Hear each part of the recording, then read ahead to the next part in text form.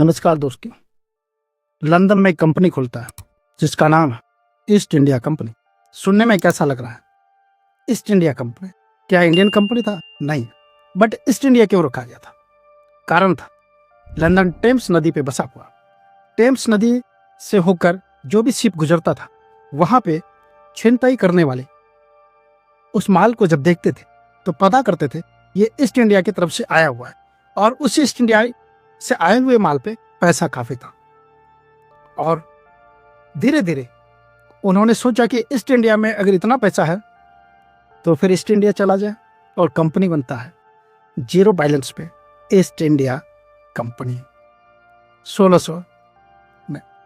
अब वो कंपनी पहुंचती है इंडिया का, मकसद ट्रेड का है।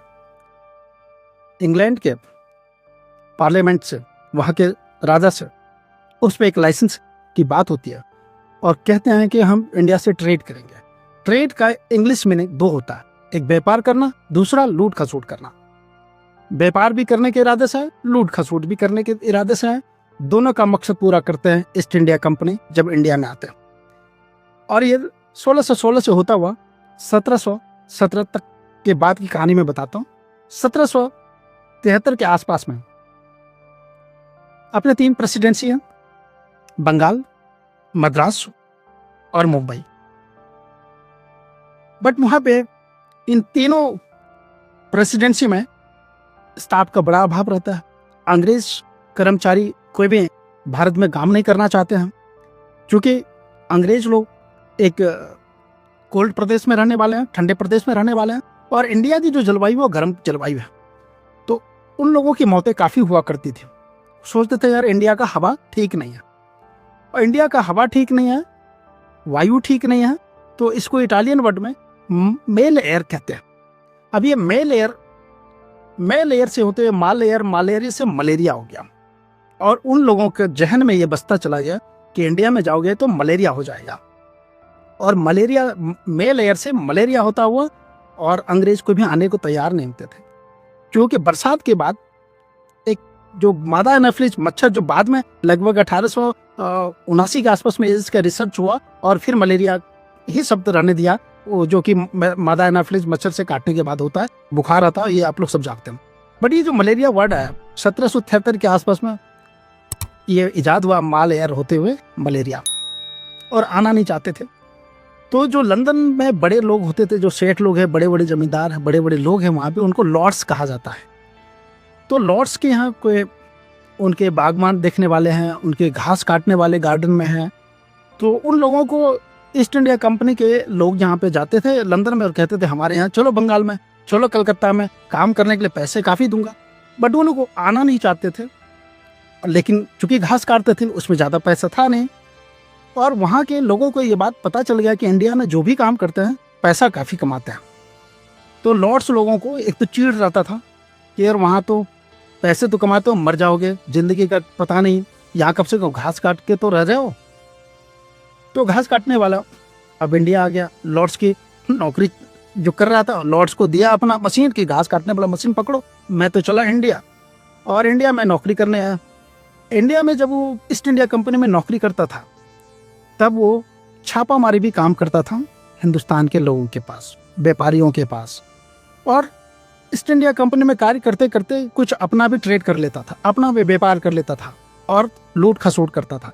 तो ईस्ट इंडिया कंपनी में जो भी काम करते थे, जो लंदन में जाकर घास काटते थे, वो इंडिया में आकर इतने पैसे कमा लेते थे कि वापस जब लंदन जाते थे तो जिस लॉर्ड्स के यहाँ वो घास काटते थे उसी लॉर्ड्स के बगल वाला प्लॉट को खरीदते थे, और 3-4 मंजिला घर बनाते थे, और ऊपर में सुबह सुबह चाय की चुस्की लेते हुए लॉर्ड्स को पूछते थे।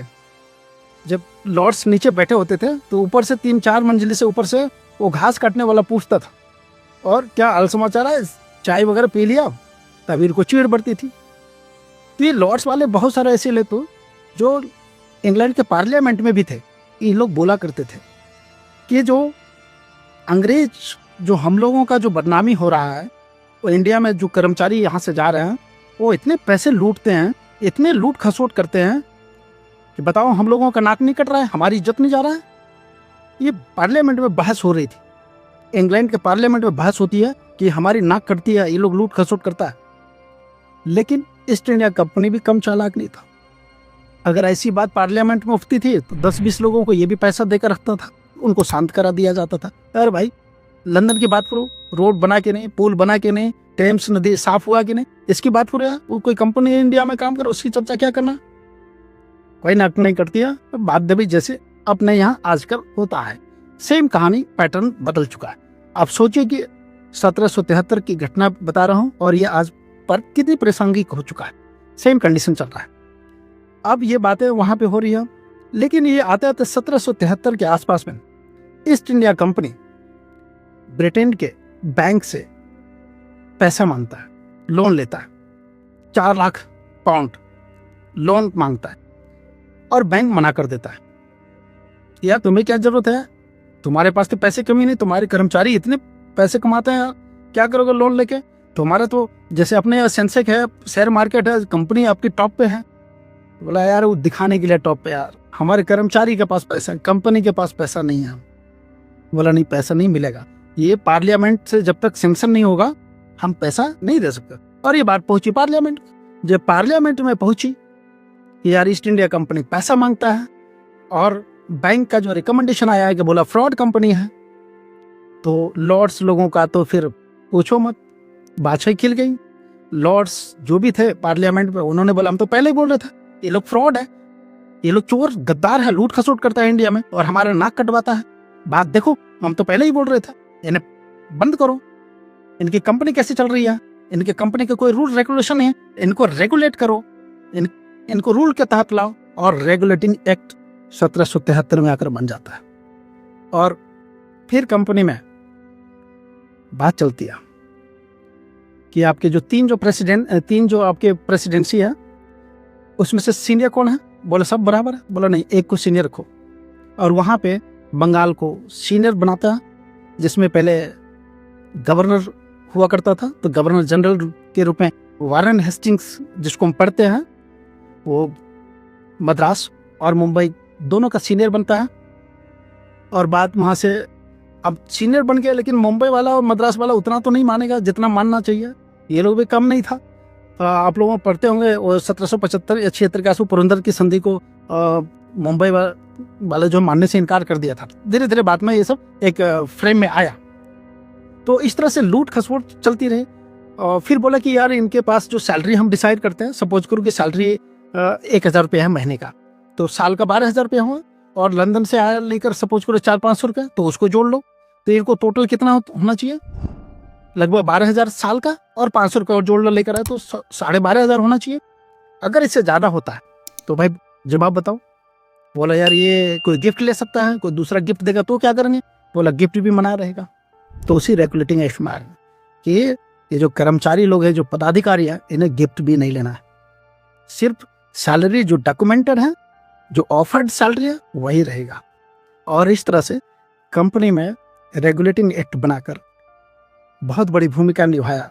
बट कंपनी चलते चलते हिंदुस्तान पर राज भी करना था। और उसी कंपनी में कई ऐसे पदाधिकारी निकले, उनके लिए नियम बने कि भाई टैक्स को कलेक्शन करो, उसका 10% कमीशन आप ले लो। जो आज डीएम वगैरह देखते हैं ना, इन लोगों का एक तरह से टेबल के नीचे देने वाला वो जो 10% है, तब से है।